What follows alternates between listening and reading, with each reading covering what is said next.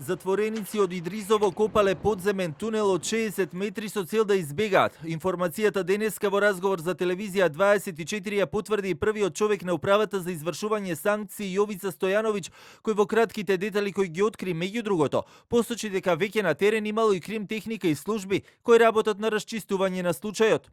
Во тунелот се пронајдени повеќе пластични корпи на кои се врзани јажиња, а со кои се излекувала ископаната земја и електричен кабел со сијалица кој им служел за осветлување на тунелот.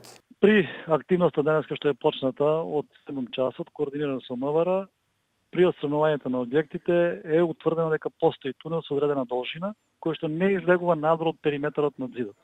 На терен се има, колку што гледам, инспектори, обвините, дојде крим техника, треба да мера да видат што и како е така. Одговарајќи на новинарски прашања, информацијата ја потврди и премиерот Ковачевски, кој пак рече дека институциите дознале за ова и навремено реагирале, а разрешен и досегашниот директор на затворот и именуван е генерал мајор Зоран Јовановски.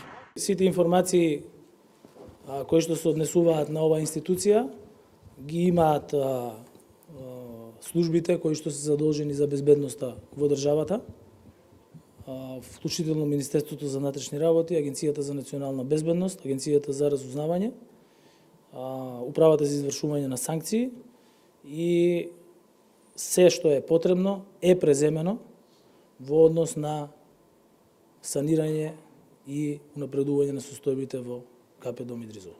Во овој дел на Идризово има затвореници кои издржуваат високи казни, а меѓу нив има и такви осудени на доживотен затвор.